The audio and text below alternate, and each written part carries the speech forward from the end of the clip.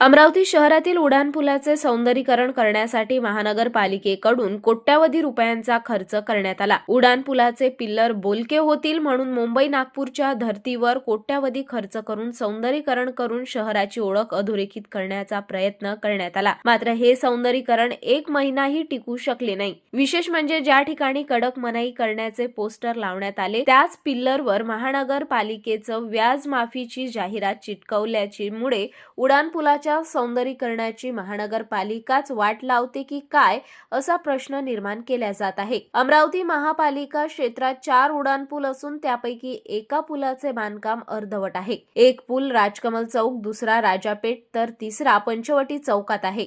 शहराचे सौंदर्यीकरण वाढविणाऱ्या या पुलाचे मात्र शहरवासियांनी 3 तेरा वाजवले। पिल्लरवर पोस्टर, होर्डिंग यांच्यासह मोठे मोठे बॅनर लावण्यात येत होते।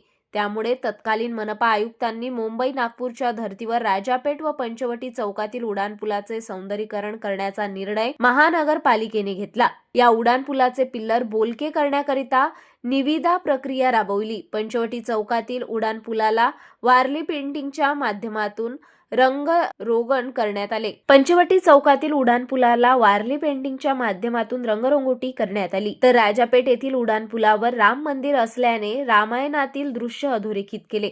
राजापेठ बडनेरा मार्गावरील पुलाच्या पिल्लरची मात्र फक्त रंगरंगोटीच करण्यात आली। दोन्ही पुलाच्या रंगरंगोटीवर कोट्यावधीचा खर्च करण्यात आला। असे असूनही आता मात्र त्याच सौंदर्यीकरणाची वाट लावण्याचे काम महापालिका प्रशासन करीत आहेत। रंगरंगोटी झाल्यानंतर मनपा प्रशासनाच्या वतीने पिल्लरवर पोस्टर, होर्डिंग चिटकवल्यास दंडात्मक कारवाई करण्यात येईल अशी पाटी लावण्यात आली। मात्र ही पाटी फक्त नावालाच असल्याचे दिसून आल्याने शहरातील संस्था, संघटना, राजकीय पक्षांनी या पुलाच्या सौंदर्यीकरणाची वाट लावली। विशेष म्हणजे त्यामध्ये महापालिका सुद्धा मागे राहिली नाही। अवघ्या काही महिन्यातच या पुलाच्या सौंदर्यीकरणाची वाट लागली।